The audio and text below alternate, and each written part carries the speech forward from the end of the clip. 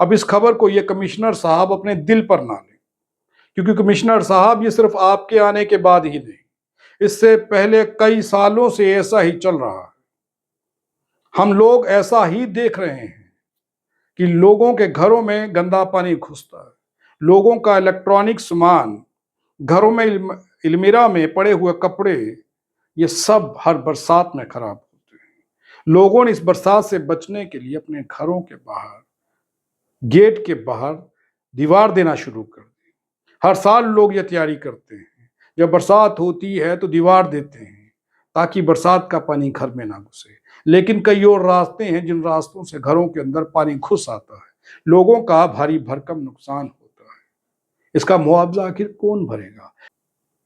जीवन नगर के नाले की चर्चा हो रही है। उस नाले को समय रहते रिपेयर नहीं किया गया, ठीक नहीं किया गया, निर्माण उसका नहीं हुआ, जिसकी वजह से फिर नुकसान, फिर दिक्कत खड़ी हुई। हर साल ऐसा ही होता है। जिज्ञाना में कई ऐसे नाले हैं जो जब से बने हुए हैं तब से वैसे के वैसे ही हैं। उसकी रिपेयरिंग के नाम पर जो काम किया जाता है महज खाना पूर्ति है। उन इलाकों के कॉरपोरेटर, ठेकेदार ना जाने किस तरीके से, किस ढंग से काम करते हैं कि वो नाले कभी ठीक ही नहीं हो पाए। विभाग के पास क्या प्लान है जो जम्मू स्मार्ट सिटी लिख कर के दीवारों पर हमें दिखा रहे हैं? न्यूज़पेपर में जब खबर आती है, खबर में ये लिखा जाता है जम्मू स्मार्ट सिटी, लेकिन क्या जम्मू स्मार्ट सिटी ऐसी है? आपका खुद का घर है, लेकिन पूरी रात आप सो नहीं पा रहे।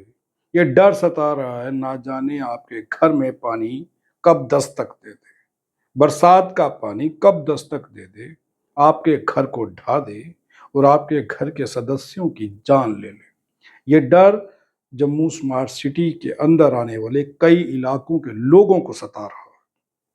ये पहली बार नहीं हो रहा है कि बाढ़ जैसे हालात बने।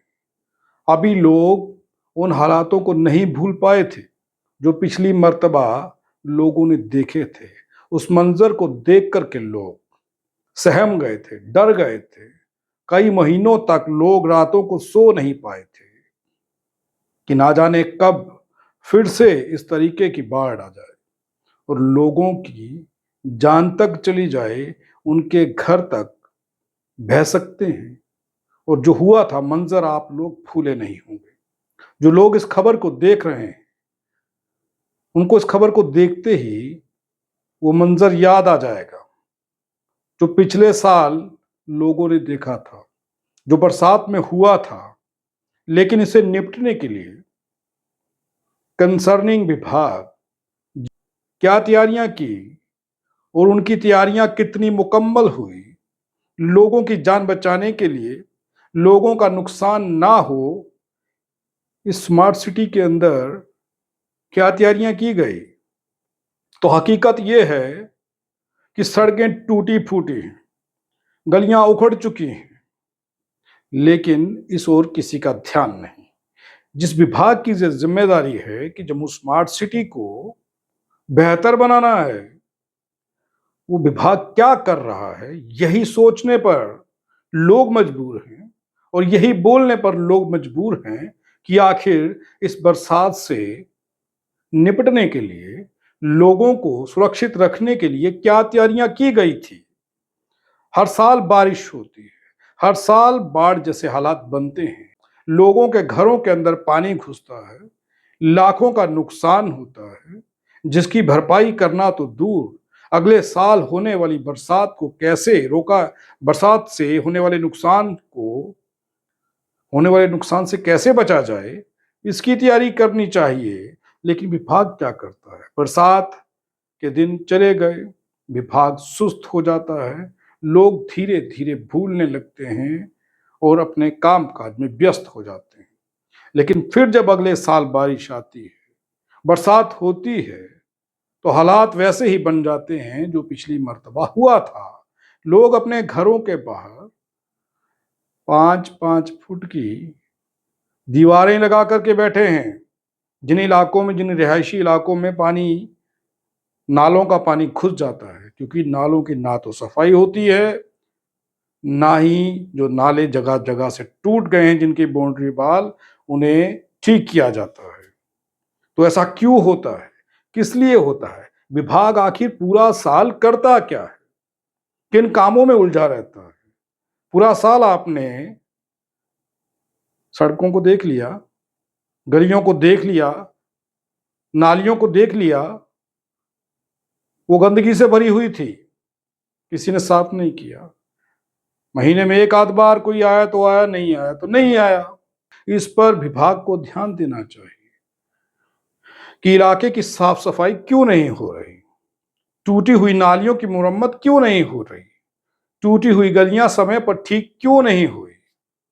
और ये जो सड़कें हैं स्मार्ट सिटी की, ये नज़ारा तो आप सबके सामने है ही। आप लोग इसीलिए तो हैं भारी भरकम टैक्स भरें, फिर गड्ढे जो सड़कों पर हैं उन गड्ढों में गिरते पड़ते अपने घर पहुंचे या ना पहुंचे, किसे चिंता है, क्योंकि टैक्स तो लिया जाएगा और आपको क्या दिया जाएगा वो सब आपके सामने है, या क्या दिया गया है सब आपके सामने है। सवाल ये है कि लोग पिछले कई दिनों से चैन की नींद नहीं सो पा रहे। लोगों को पता है कि बरसात आ चुकी, लोगों के घरों में पानी घुसना शुरू हो गया। लोग अपने घरों के गेट पर, दरवाजों पर 4-4, 5-5 फुट की दीवारें लगाते हैं हर बरसात में कि पानी अंदर ना घुस आए। लेकिन जो लोग नहीं लगा पाते, या जो लोग लगाते भी हैं तो उन्हें भी फांद करके पानी घरों के अंदर घुस जाता है। तो लोगों का लाखों करोड़ों का नुकसान हर साल होता है। तो फिर क्या आप कह सकते हैं कि आप जम्मू स्मार्ट सिटी में रह रहे हैं? क्या स्मार्ट सिटी ऐसी होती हैं? ऐसे कई सवाल उठते हैं, क्योंकि विभाग के कान पर तो जूं तक नहीं रेंग रही। विभाग को होश कहां है? अखबार में छपा है कि निगम अलर्ट, जल भराव वाले क्षेत्रों में 24 घंटे निगरानी की जा रही है। नालों की सफाई और डीसिल्टिंग अभियान तेज। संवेदनशील क्षेत्रों में त्वरित कार्रवाई के निर्देश दिए गए हैं। तो पहले कहां सोए थे भाई? पता था बरसात होने वाली है तो कहां सोए थे? नहीं मालूम था आपको कि ये सब कुछ होने वाला है? क्यों तैयारियां नहीं की जाती हैं हर साल? क्यों हर साल विभाग सोया रहता है? तो हालात ऐसे बन जाते हैं। और उसी के साथ नीचे वाली खबर को जरा पढ़ लीजिए। नीचे क्या लिखा गया है कि फाइलों में घूमती रही 10 करोड़ की योजना, विभाग की लेट लतीफी से अब बाढ़ का खतरा। समय रहते 10 करोड़ रुपया जो आया था, जिसे बाढ़ प्रभावित इलाकों की सुरक्षा के लिए काम करना था, तो विभाग इतना व्यस्त ना जाने कहाँ रहा कि वो ये भूल ही गया कि उन्हें अगली बरसात से पहले लोगों के बचाव के लिए ये कार्य करने हैं। तो खबर क्या है? मानसून की दस्तक के साथ तवी नदी का जलस्तर बढ़ने लगा, लेकिन शहर को बाढ़ और जलभराव से बचाने के लिए बनाई गई 10 करोड़ रुपए की प्री मानसून योजना अब भी धरातल पर नहीं उतर सकी है। जम्मू नॉर्थ और बाहू विधानसभा क्षेत्रों में बाढ़ सुरक्षा एवं जल निकासी कार्यों के लिए सरकार ने 5-5 करोड़ रुपए की स्वीकृति दी थी, लेकिन राशि जून के अंतिम सप्ताह में जारी होने और विभागीय सुस्ती के कारण अधिकांश कार्य समय पर शुरू नहीं हो सके। नियम अनुसार ऐसे कार्य मार्च से मई के बीच पूरे हो जाने चाहिए थे, ताकि मानसून शुरू होने से पहले संवेदनशील क्षेत्रों में तटबंध, जल निकासी और सुरक्षा संबंधी व्यवस्था मजबूत हो सके। इसके विपरीत विभाग जून में विस्तृत परियोजना रिपोर्ट डीपीआर तैयार करता रहा और जुलाई के दूसरे सप्ताह तक मानसून सक्रिय हो गया।